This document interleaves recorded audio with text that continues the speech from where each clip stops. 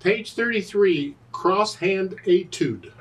It's where we're going to be crossing the hands over each other and having all kinds of fun. Oh, goody. Let's look it over. 3 lines long, treble and bass clef, no sharps or flats in the key signature. We're in the key of C major. Make sure you can do the C major scale, at least 1 octave up and down, blah, blah, blah. Okay. 3/4 time signature and a bunch of quarter notes and rests and whatnot. We can do that.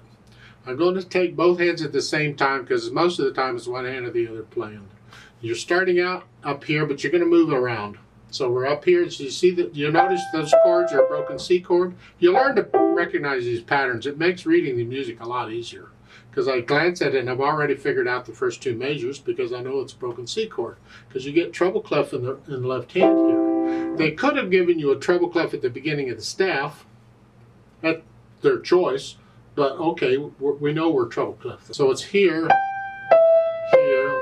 And as I'm playing this, I got to get the right hand over here to left to get over here ready to play that G. So it's a, leave the right hand here. You're going to need those notes. And as you hold that down, you play that. You lift both hands up and get the right hand where it goes because there's no rest. Just lift up and move. And again, get the right hand down. Kind of in each other's way, but they'll get along. Hopefully they'll get along. Then again, lift up and get the right hand down here. It's that way throughout.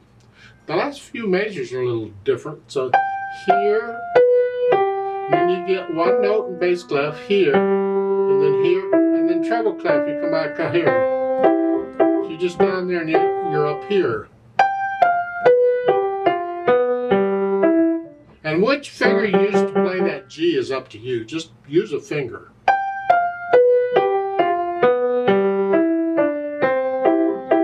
So you're moving around quite a bit, and this is a challenge. Let's talk about the challenge. We don't want any hesitations, a steady beat throughout. And you're moving around.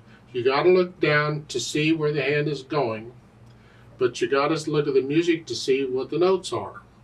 So you have to figure out, when do I look at the music and when do I look down? Well, I already know what the first 2 measures are. They're C chord. So I can look down, and once I have, and I start playing that note, I can look up here and see what's coming. And I see that coming, so I know I'm already looking down, I'm getting ready, and then I get up. And as I play this note, I can look back up to see what's coming. And then I gotta look down to see this. I look up again, I look down, and then I got to look down to move. So I'm figuring out when I got to look up and when I got to look down in order to keep a steady beat going. See, we have to practice that too sometimes. Now, once you have that, we think about the articulation. Now, they don't really give you much of any articulation. The only indication is that the beginning between the stabs, you get the word legato. Legato means connected. So they're telling you connect the notes. Because if they didn't say anything, you could play it all staccato if you wanted to. But when they tell you legato, now you got to connect them.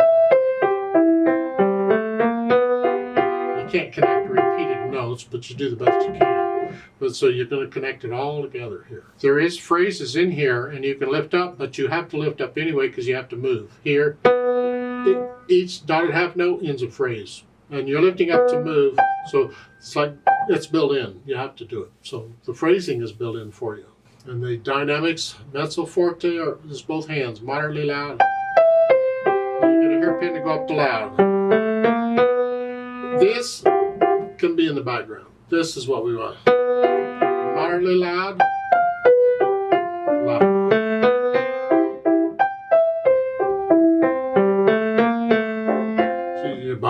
The swells, put in the swells. Now speed, allegretto. Allegretto's between moderato and allegro. It's somewhere, I call it the fun speed. It has to be accurate. Fast, allegro would be something like that. That's fast. Then moderato. That's moderato. Well, allegro's somewhere in between them. But it has to be accurate. So don't go faster than accurate.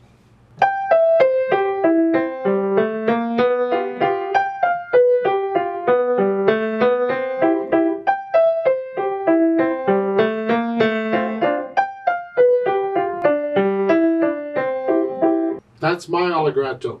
You do your allegretto. Don't copy me, but it has to be accurate. Let's play it together very slowly and double check the notes. Don't think the rhythm's a problem, it's the notes. Just real slow. I'm not going to do any dynamics. I'm just playing notes here. I'll give us 3 counts.